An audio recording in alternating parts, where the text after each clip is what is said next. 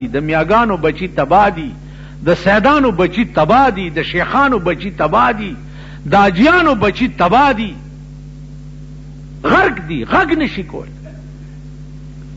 پخوا به جینکۍ مټیزې دی، اوس کالک ته زو غږ کې د سور بچی هغه مټیزېږي.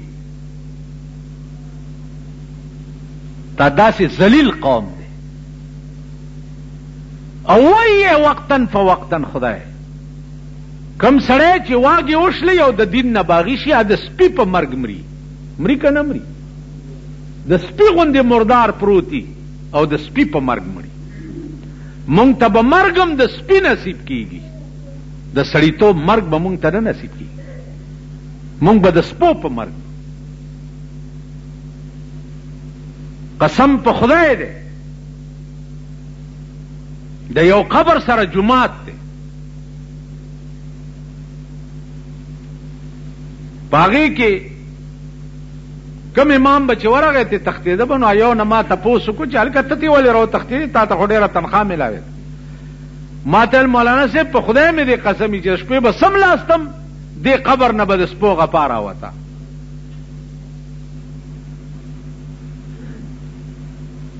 داسې غپا به پکې جوړه شوه چې ما ویل چې جوړ دا سپي په جومات راوخته ما خوري، نو ته ځکه وتښتېده. نو مونږ به په قبرونو کې هم د سپو په شان غاب.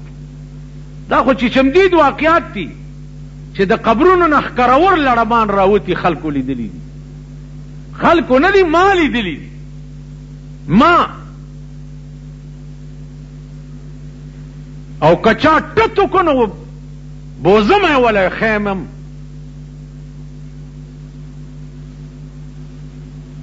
تاسو پوه شوئ؟ نو عزیزانو عرض می داو چې زمونږ مرګ په خدای خبر چې څنګه د ایمان دولت ځان سره وړل په دې زمانہ کې تا سوچ مکوئ، دا تصور مکوئ. مونږ به د ایمان دولت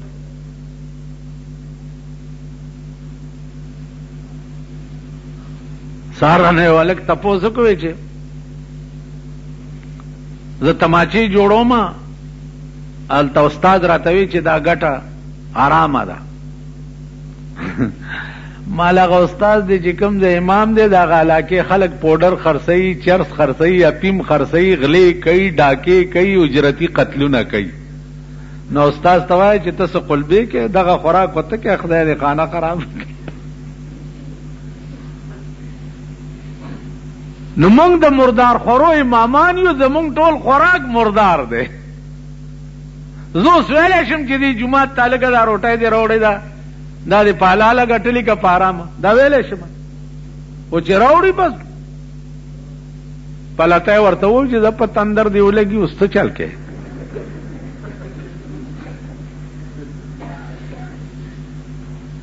نو عزیزانو خفه نشئ که تاسو جهنم ته ځئ نو مونږ به هم سرداران یو.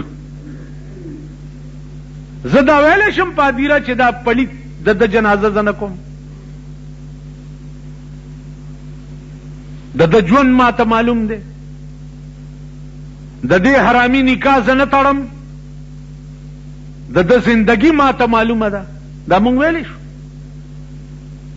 نو په وطن چې د ګنګۍ سیلاب راشي، د ګنګۍ سیلاب نه جماعت هم نه بچ کیږي، او نه تی ملا بچ کیږي، او نه تی پیر صاحب بچ کیږي. پیر صاحب په خلوت کې ناست دی او لوی واسکټ یې اچولی، پیر صاحب دوا نه به مې نه وباس او د غلا پیسې ولا ورکړي او ورته لاس اوچت کړي چې خدایه دی د خنزیر بچی نور هم لوی غل کړي. بچ کیږي نه. لاړ هغه خلق لاړ. اوس مولانا احمد علی لاهوری رحمت الله علیه غوندې به څوک چرته پیدا کی؟ جنازو سره به نتلو؟ بالکل نه. طالبان ورته حضرت ولی ویل زه چې روان شم جنازې سره مړي ته وګورم نو ایمان ور سره نه، بې ایمانه رواني. ما ته کشف وشي داغه د جنازې نو دغه سره ایمان نه، نو زه د بې ایمانه جنازې له نه ځم. اوس حضرت لاهوری به کوم ځای نه پیدا کړ؟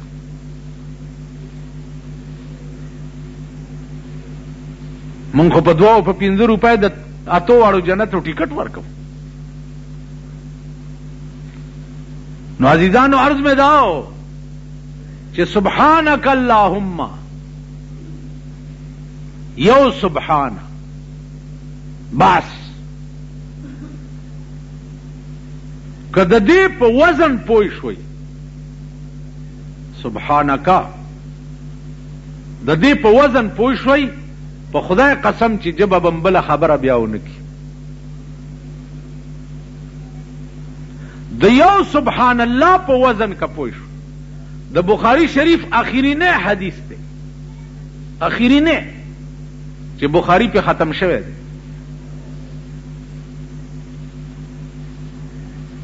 هغه وایي 2 کلمې دي 2 کلمې کلمتان خفیفتان علی اللسان ثقیلتان فی المیزان. 2 کلمې دي په ژبه ډېرې اسانه او د میزان په تله کې به د قیامت په ورځ د احد د غرونو غوندې پرتې وي. د میزان تله چې ستا نیکي او بدي تللی شي نو دا 2 کلمې به د احد د غرونو غوندې راشي او د نیکۍ په تله کې به واچولی شي. کومې کلمې دي؟ سبحان الله وبحمده سبحان الله العظیم. په ژبه ډېرې اسانه او د میزان په تله کې به د احد د غرونو په شان کېښودی شي. بجای د دې چې زمونږ خولې نورې خبرې کوي نو دا ژبې ولې په دې نه عادت کوو چې سبحان الله وبحمده سبحان الله العظیم. بلم لا څوک شته چې د هغې پاکي څوک بیان کړي؟ څوک شته؟ مونږ خو یې بیانو. مونږ خو که د اوقافو وزیر دی جومات ته راشي ورته وی وزیر صاحب دا ځای ستا د خپو قابل چرته چې ته خدای راوست. ته اوقاف وزیر ته وی چې اوقاف وزیران شپه ورځ د سود د زکات پیسې تقسیموي. تقسیم شپه ورځ مردار او پلیت او ګندګي ده. وی دا ځای چرته د دې قابلو چې ستا خپې مبارکې ورته راځي. هغې وجه څه ده چې درکي پکې. نو عزیزانو چې مونږه زه درته دا دې پورې وایم چې غله په لاره روانو نور غله ناستو نو چا ناستو هغې ورته لکه څوک یی ویل چې څنګه یی دغسې یو. څه مې وویل؟ څه مې وویل؟ خوله خوځوه. غلو نورو غلو ته آواز وکړو چې څوک یی ویل چې څنګه یی دغسې یو. مطلب دا و چې غله تاسو مې او غله مونږ هم یو. نو ماما چې څنګه یی دغسې یو. چا پیری ده شپه ورځ ورته دبلې او باجې غږي قوالی ده او دوپړی دي او باجې دي او سرناګانې دي. څه چل دی؟ دا چشتی طریقه ده. هغه ته هم غږ نشي.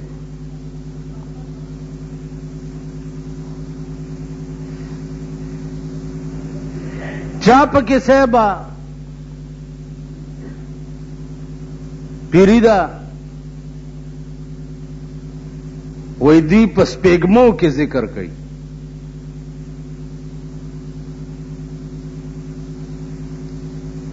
نو دا سپېږمو والا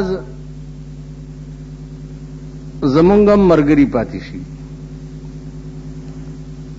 د هغې چې واورې باتی بمړه کی او صاحبه پړش پړوش پړش پړوش پړش پړوش سپېږمو کې به اوس هغې له به صاحبه 3 ګنټې سپېږمې سوڼی ځکه چې ګړینګ تېره ونیسي.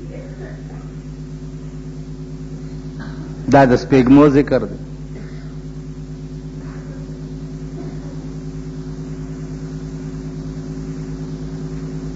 اوس کې نو سکے او ډله هر چا سره شته. دا ذلیل قوم چې دی دا ذلیل قوم هر چا سره ملګری دی.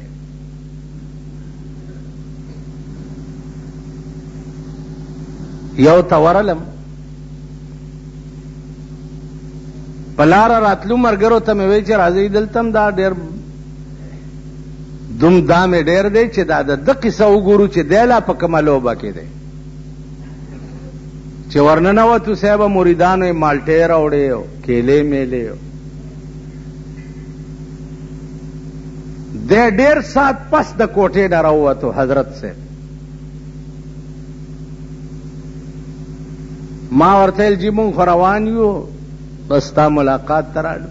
ویل او جي زه دننه لږ مصروف ما خدای پاک سره مې په ټلیفون خبرې کولې ما ته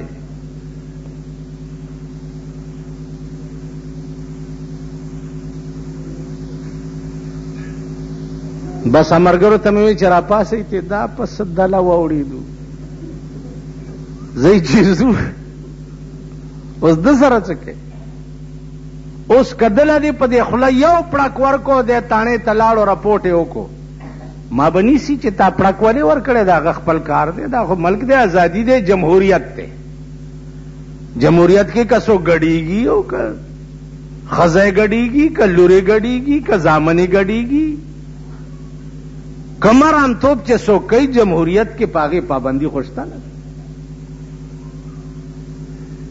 تو نالت تی په داسې ملک او تو نالت تی په داسې جمهوریت دا زمونږ د ملک که مونږ یو مونږ په یو رنګ کې اسلام نه نخره جوړه کړې ده او که پیران صاحبان دي هغوی په بل رنګ کې اسلام نه نخره جوړه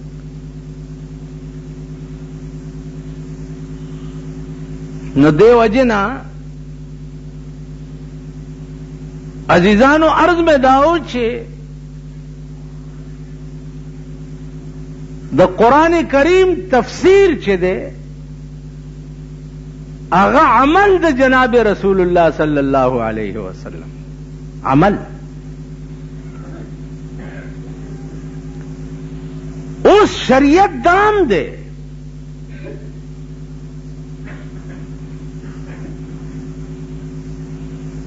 چې په 23 کاله زمانه د نبوت کې 23 کاله زمانه د نبوت کې چرته دا ثابت شي چې پیغمبر پردی ښځې ته لاس ورکړي چرته خپلې بیبي سره سهار ټیم کې ولاړو تیاره غوندې وه خبرې کولې صحابه تیر شونو هغوی ته آواز وکړو چې آواز یې وکړو چې زما دا فلانی بیبي د فلانی اسې نه چې ستا سوړه کې څه تیر شي چې پیغمبر پردی ښځې سره خبرې کوي لګیا نن پردی ښځې مونږ ورسره ډانس کو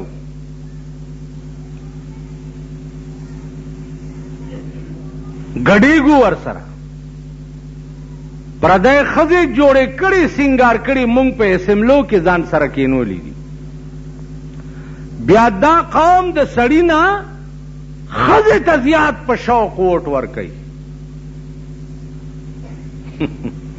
اوس به څه کوې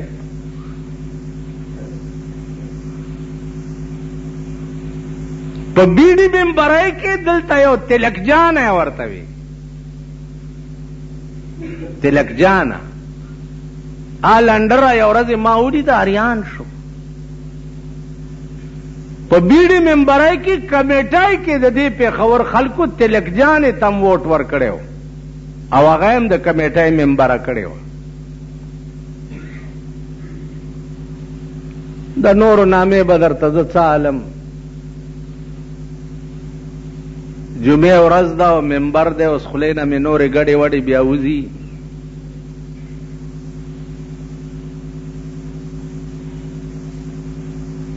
زه به درته څه ووایم چې ستا په ملک کې نن ښځو څه حال جوړ کړی دی ښځو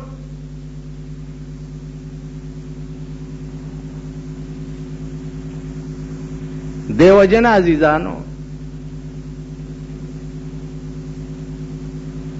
شرمیدل ملک پر روئے زمین نن د پاکستان نه زیات چرته نشته.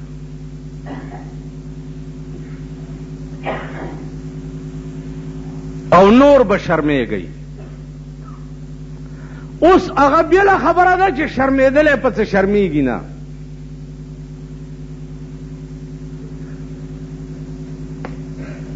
په دې پوهیږئ چې په تمامو مردارو کې دا خنزیر ولې زیات مردار دی؟ مردار خرم دی، مردار سپیم دی، مردار ټپوسم دی، مردار وغیرہ وغیرہ. لیکن په دې تمامو مردارو سیزونو کې د خنزیر نه زیات مردار پل چرته نشته. علماء لیکي چې دا خنزیر خو هم د خدای پیداوار دی او حیوان دی، دا دې دومره ولې زیات پلیت دی؟ دا ولې؟ علماء وایي چې د دې وجه دا ده چې په حیواناتو کې هم ښځه او نر وي، لکه سړو کې چې ښځه او نر وي،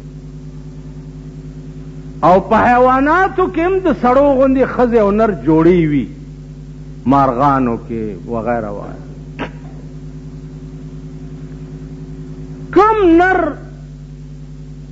حیوان چې کمې خپلې مادې سره جوړه شي، هغه وخت کې مجال دی چې بل حیوان ورته نږدې راشي، چې راشي چکونه پې لګوي او په لت وي. خنزیر چې کمې مادې سره جوړه شوی او بل خنزیر راشي نو دیت یو طرف ته شي، بل ورته پرېږدي، چې بیا بل راشي بل ته یو طرف ته شي، بیا بل ورته پرېږدي. نو خنزیر په خپله ښځه غیرت نه کوي. د دې وجه نه الله په تمامو مردارو کې د خنزیر نه زیات پلیت بل کم شی نه دی. یو بل کارم کوي خو هغه د منبر د وینا اوس نه دی. نو خنزیر چونکې بے غیرته دی، په خپله جوړه او خپله ښځه شرمیږي نه او په خپله یې ورته پرېږدي او بل ورته راخوشی کي. د دې وجې نه په ټولو حیواناتو کې دا زیات پلیت. اووایئ په ایمان په پاکستان کې دا خلک شته که نشته؟ ښځې ته وایي بېګا خو نه وې، وایي سویلی کره مې شپه وه. نو ما وی چې سویلی کره دې شپه وه که سویلي کره دې شپه وه؟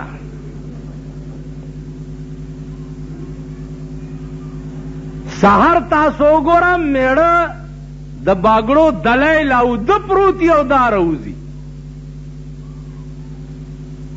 بټوه به هم شاته اچولي، په نوکونو به پالش هم مږلی، یو وړه بټوه لاس کې نیولي، دا د باګړو دبلدینې ګټي او دا په بټوه کې ګرځوي ټوله ورځ. بله ورځ د یو مړي دوا ته تلی هم، چوک شادي پیر ورته وایي، چوک شادي پیر، چې په هغې کې مې کوم حال د ښځو ولیدو. اے پروردګاره مال ستا څومره عظیم صبر دی چې دا دنیا په بله اړې نه. یوه پکې بوډۍ وه، رندم و نو د لاس نه یې نیولې وراښکی او دکاندار ته ودرېده نو هغې پودړې په لاس شی نه کته. ته خدای دې